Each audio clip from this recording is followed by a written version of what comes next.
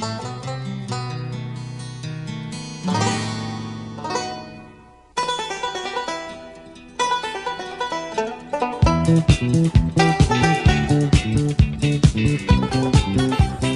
and welcome to another episode of the Cover Zero podcast, the show where I cover the least in the best way possible. I'm your host, Jason Wells. Today is June 26th. Another week closer to training camp, another week closer to preseason, and another week closer to week one.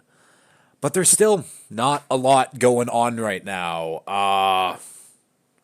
In my personal life and in the NFL world. I wouldn't say in my personal life. I have things going on.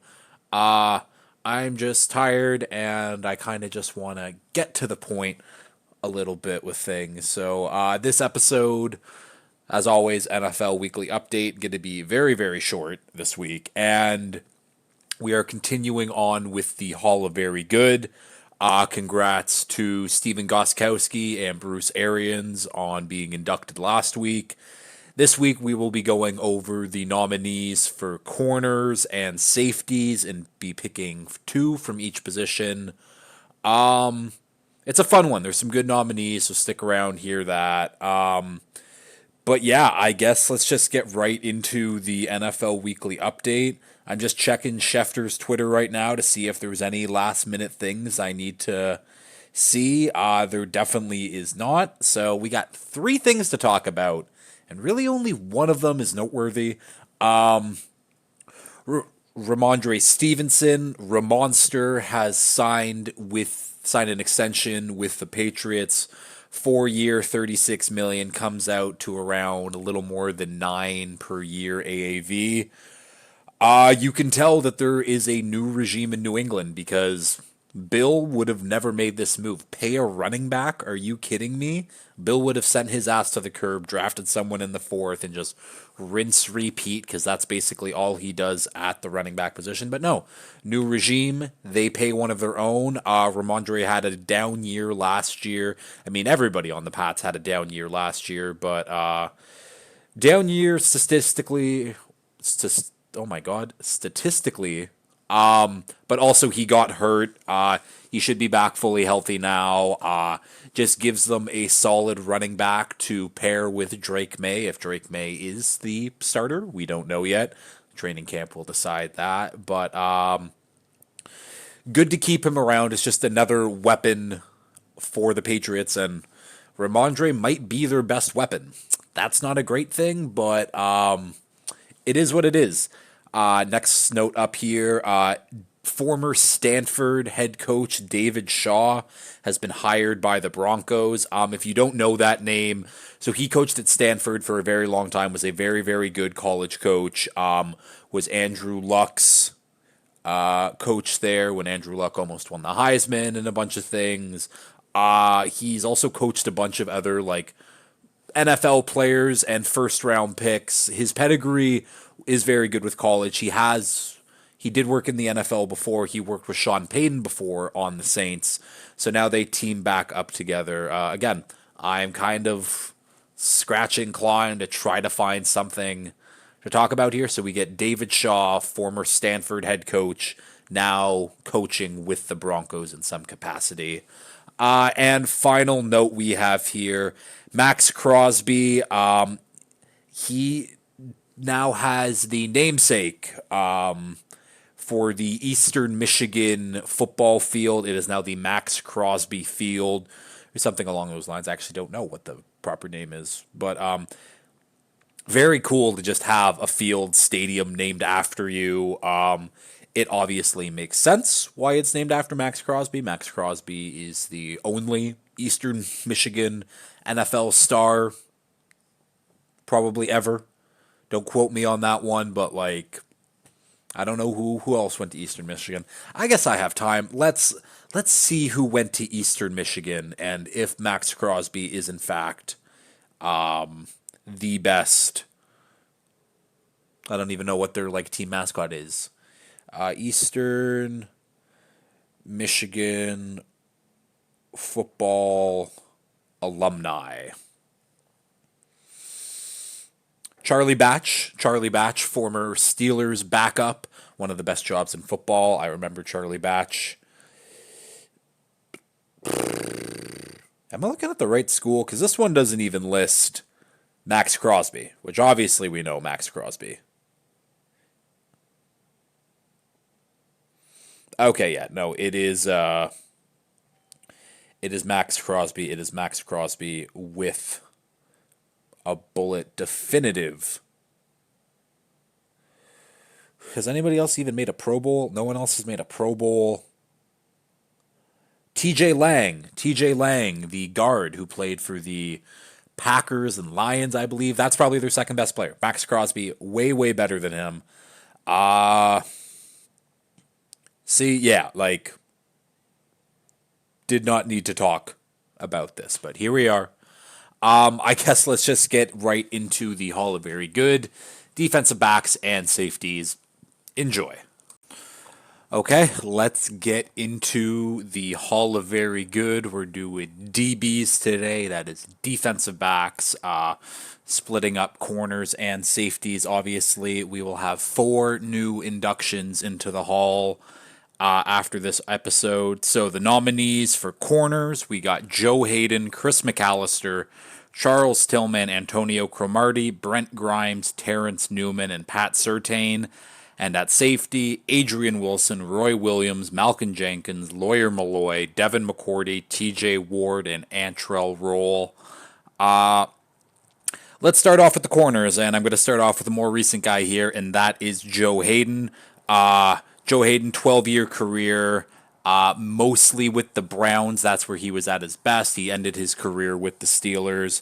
Was a second-team All-Pro and a 3-time Pro Bowler, and because obviously I got to go back and do my research and watch some film, some highlights of these guys just to kind of remember. And Joe Hayden, I do remember. I remember his entire career. That was part of when I started watching was when Joe Hayden was on those Browns. And Joe Hayden was someone who consistently didn't matter what team or who the opposing number 1 receiver was. That was his man, and that was his man the entire game. In the clips I was watching, he in the NFL Top 100, he was ranked as a top 23 player in the league, and that's kind of what I remember Joe Hayden being. Is at his peak was a top 3, top 5 corner in the game, no doubt. And he just had a short peak. And looking back, because I seem to remember, or what my memory was saying, was Joe Hayden had like some big injury and he couldn't really get back to it. But looking at like his game logs, there was one season that he missed, and then he kind of played a bunch. And I thought he had more injury issues, but he had a concussion, and that concussion shortened his season. And I don't think he really came back fully from that. Like a lot of people do, when stuff messes with your head, it messes with your head. Joe Hayden is awesome, though. There's a reason why he is a nominee for the Hall of Very Good. Next guy up here, we have Chris McAllister, the longtime Raven, 11-year career, first-team All-Pro once, second-team All-Pro once, 3-time Pro Bowler. Was part of that Ravens 2000 defense where he won the Super Bowl. I should have said he won the Super Bowl. I don't know why that wasn't on there, but won the Super Bowl with that 2000 Ravens team. And he, very great player, very, very great player. Unfortunately, had his career kind of cut short. His best year was in 06. I think that was his first team All-Pro year. Then he got hurt, and then he was never really the same.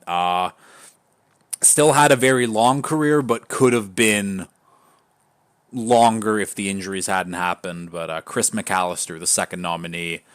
At third nominee here is Charles Peanut Tillman, 13-year career, mainly with the Bears, finished it with the Panthers. First team All-Pro once, 2-time Pro Bowler once. And then we get into the stats for Peanut here. Most forced fumbles in a season with 10, most forced fumbles in a game with 4, and he has the 6th most fumbles all time with 44. That is the most for any defensive back in league history. And he had the peanut punch. That was his thing. If you have something named after you in football like he did, you were one of the greats, not one of the all-time greats apparently, but one of the greats, that's for sure. And he just had a knack for doing it. 44 forced fumbles in his career.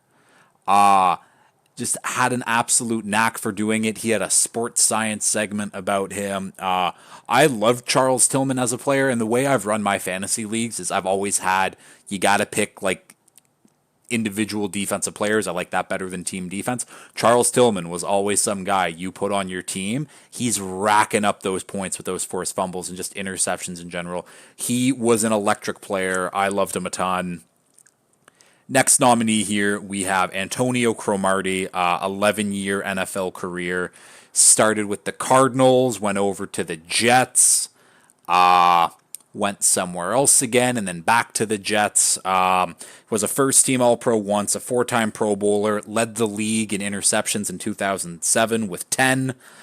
Then, so he started his career, started his career with San Diego. So he went San Diego, New York Jets, Arizona, back to the Jets. That's what it was. We're going to talk a lot about some Cardinals on today, though. But yeah, he had some very, very good years with the Chargers. Got traded to New York, helped New York get to one of those AFC Championship games where they lost. Formed one of the best defensive secondaries or defensive corner tandems in the league with him and Darrelle Revis. He was, again, another one of these very good players. When you pair him with Revis, lights out, basically. But he also has a lot of work off the field, too.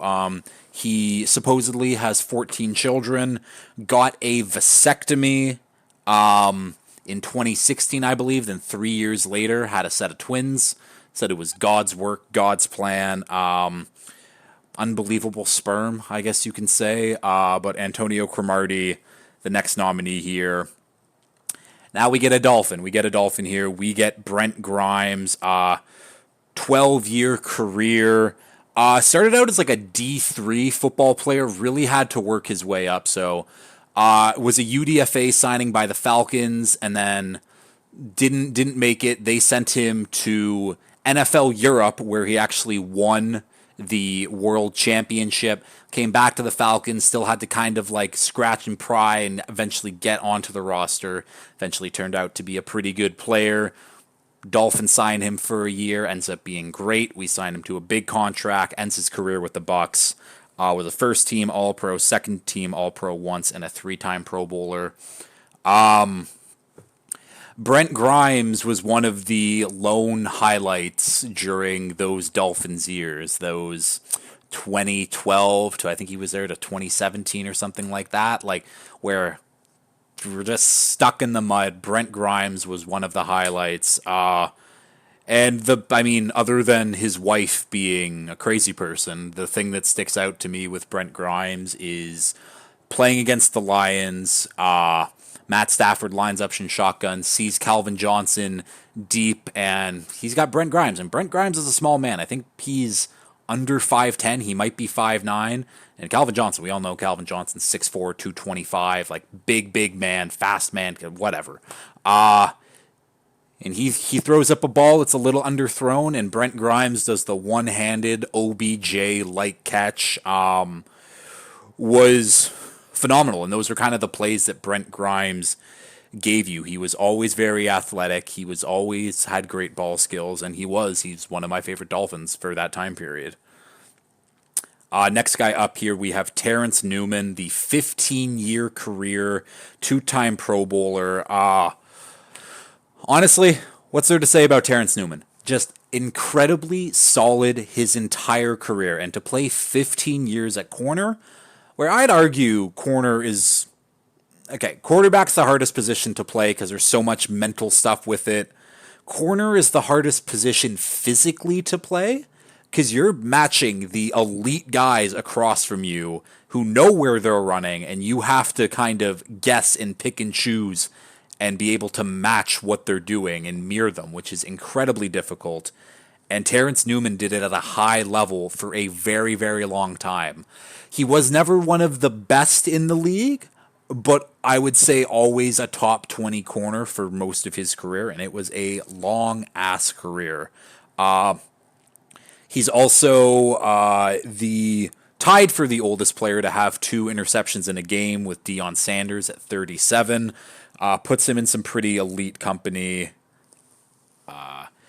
Yeah, and Terrence Newman is someone who I remember at the end of his career and being like, Terrence Newman, solid player. Like, you know what you're getting, and that's what he was. He's incredibly solid. I'll kind of compare him to like a Ryan Fitzpatrick getting in the Hall of Very Good last year, where it's just the longevity of everything. Terrence Newman definitely had higher highs than Ryan Fitzpatrick, but his career, I don't think he ever went dipped below average as a corner for most of his career. And finally, last guy up here, another Dolphin. We have Pat Surtain Sr. You've heard that right. Obviously, father of Pat Surtain II. I don't think he's Pat Surtain Jr. I think he's Pat Surtain II. Of the Broncos, the best corner in the league, in my opinion. Maybe I have sauce ahead. Either way. His dad was also excellent. His tandem, his other corner opposite him, Sam Madison, was inducted last year, and now Surtain gets his chance this year. 11-year career. Started with the Dolphins, went over with the Chiefs. That's where it ended there. First team All-Pro, second team All-Pro, and a 3-time Pro Bowler. He he had a stretch where those tail end years with the Dolphins where we had Zach Thomas and Sam Madison and Jason Taylor, where those Dolphins defenses were a lot of fun. Again, I don't remember much of them, but those were fun teams, at least roster wise, and Pat Surtain was a big reason because of it. Definitely had a year where I think he went like 6 interceptions, 7 interceptions, 4 interceptions in a row, which is very good. Yeah, and I guess I'll get into who the two nominees are, or not nominees, the two men who are getting inducted. It is Charles Tillman and Antonio Cromartie. Peanut is electric. Antonio Cromartie also incredible career. So did most of these guys. And how I'm going to do it next year is I'm going to add 2 more names to the ballot, but these other guys are going to stay because they deserve their chance to get in. But congrats to Charles Tillman. Congrats to Antonio Cromartie on being inducted into the Hall of Very Good. Moving over to the safeties now. Starting off with Adrian Wilson, the longtime Cardinal. 12-year career, first team All-Pro once. He was a 2-time second team All-Pro and a 5-time Pro Bowler. This was one of those guys where I didn't really know who he was. I've heard the name, but I didn't know like who the player was. Very, very good blitzing hybrid type safety. Ended up leading the league for DBs and sacks with he had 8 sacks in 2005, which I think is the second best mark by a defensive back all time. And very good blitzing safety, very good in coverage as well. Came away with a couple pick sixes throughout his career, lots of interceptions. Was obviously a part of those 08 or the '08 Cardinals team with Kurt Warner when they went against the Steelers in the Super Bowl there.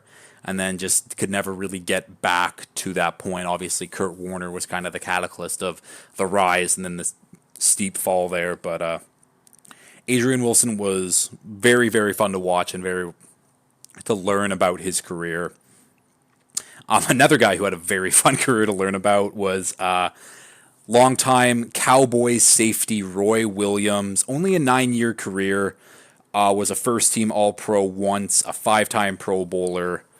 And what I learned about Roy Williams is he is one of the dirtiest players to ever play the position. Very, very, very, very hard-hitting safety. A lot of them were headshots. A lot of them were cheap shots. But back then, you were able to do that. And I also learned that he loved to horse collar tackle. And back then, when he started his career, that was completely legal. He did it in college. He did it at the start of his Cowboys career. And then they banned the horse collar tackle because people kept getting hurt because it is a dangerous play. And he was part of the reason. They call it the Roy Williams rule, apparently, which I didn't know because that's what he did so much. It's just hilarious that you could have a career defined as you horse collaring people. But yeah, Roy Williams, very good safety, obviously. super hard hitting safety. He is the second nominee in this class of safeties.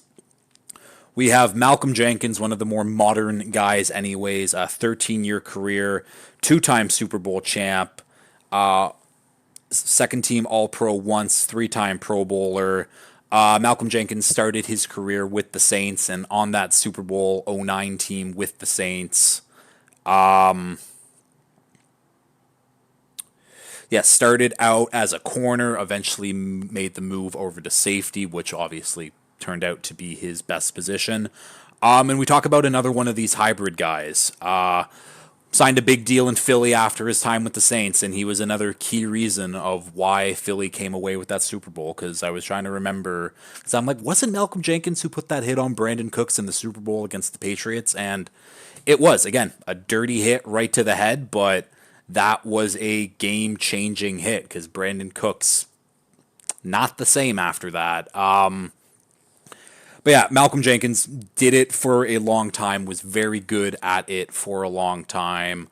The two Super Bowls kind of put him over the edge there, but just very consistent, very good throughout his entire career.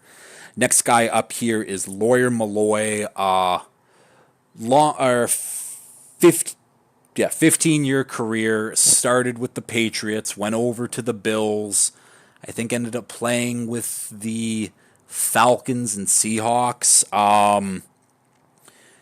This was a blitzing safety. This is kind of what we call a box safety, I guess, someone who plays downhill most of the time. Very, very hard hitting. Was a Super Bowl champion with those '01 Patriots. Was a first team All Pro and a second team All Pro. 5-time Pro Bowler. And I was kind of hit or miss. It's like, do I include a guy like Lawyer Malloy on the Hall of Very Good? Because most of his accolades came before 2000, and I'm just kind of doing 21st century to present right now because I wasn't alive. Well, I mean, I was alive pre-21st century, but like, I don't remember anything from then. So the modern stuff. So 21st century on, and most of his stuff was pre that, but most of his career was played in the 21st century. So I included him. Great career. Was one of those first Patriots players to really change the culture. And something that I also learned while researching him was I didn't know that Pete Carroll was the Patriots head coach from, I think, 96 to 98 or something like that, only for a couple years. But didn't know that at all. But yeah, Lawyer Malloy, hard hitting safety, kind of reminds me of someone who the Patriots have right now, and that is Kyle Duggar.